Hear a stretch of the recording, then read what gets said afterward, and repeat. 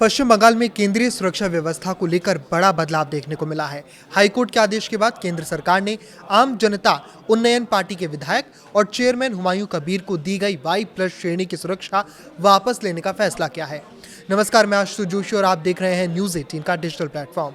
हुमायूं कबीर ही नहीं बल्कि इसके साथ ही राज्य के 41 बीजेपी उम्मीदवारों और कई अन्य व्यक्तियों को प्रदान की गई केंद्रीय सुरक्षा भी हटा दी गई है। इस फैसले के बाद राजनीतिक हलकों में काफी चर्चा है और ये चर्चा तेज भी हो गई है।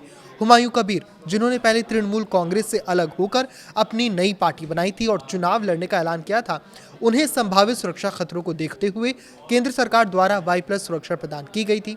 अब सुरक्षा हटाए जाने पर उन्होंने प्रतिक्रिया देते हुए कहा कि उनकी जान को अब भी गंभीर खतरा है और वो अपनी सुरक्षा बहाल कराने के लिए केंद्र और राज्य सरकार दोनों को पत्र लिखेंगे।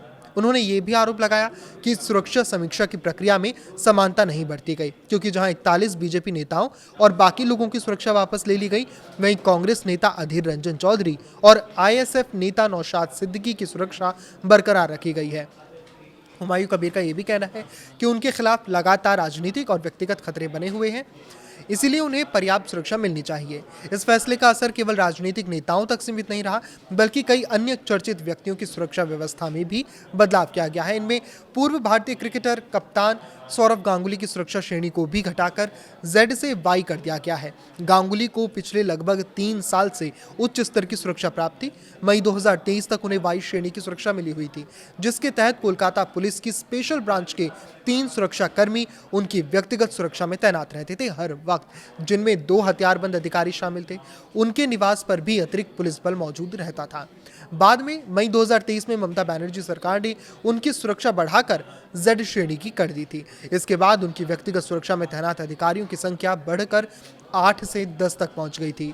उनके घर की सुरक्षा व्यवस्था को भी और मजबूत किया गया था। जब भी गांगुली किसी कार्यक्रम या यात्रा पर जाते थे तो उनके काफिले के साथ और भी तमाम गाड़ियां जुड़ी होती थी। इसके अलावा और भी कई तरह की सुरक्षा उन्हें मिलती थी, जैसे पुलिस पायलट वाहन चलता था उनके साथ, और कुल मिलाकर उनकी सुरक्षा में 30 से 35 कर्मी शामिल रहते थे। हालिया समीक्षा के बाद अब उनकी सुरक्षा व्यवस्था को फिर से कम कर दिया गया है और उन्हें Y श्रेणी की सुरक्षा प्रदान की जाएगी। राज्य में सरकार बदलने के बाद प्रशासन की ओर से कई राजनीतिक नेताओं, जनप्रतिनिधियों और चर्चित हस्तियों की जो सुरक्षा थी, उनका पुनर्मूल्यांकन किया जा रहा है। अधिकारियों का कहना है कि सुरक्षा केवल वास्तविक खतरे के आकलन के आधार पर ही जारी रखी जाएगी। इस बीच पश्चिम बंगाल के मुख्यमंत्री शुवेंदु अधिकारी ने भी सार्वजनिक रूप से कहा है कि किसी भी व्यक्ति को अनावश्यक या अतिरिक्त सुरक्षा नहीं दी जाएगी और सुरक्षा व्यवस्था केवल उन्हीं लोगों को उपलब्ध कराई जाएगी जिनके लिए सुरक्षा एजेंसियों द्वारा वास्तविक खतरे की पुष्टि की जाएगी। ऐसे में हुमायूं कबीर समेत कई नेताओं की सुरक्षा में कटौती को प्रशासन की नई नीति का हिस्सा माना जा रहा है, जबकि प्रभावित नेता इसे अपने लिए चिंता का विषय बता रहे हैं और सुरक्षा बहाल करने की मांग कर रहे हैं। इस पर आपकी क्या राय है, हमें कमेंट करके जरूर बताएं।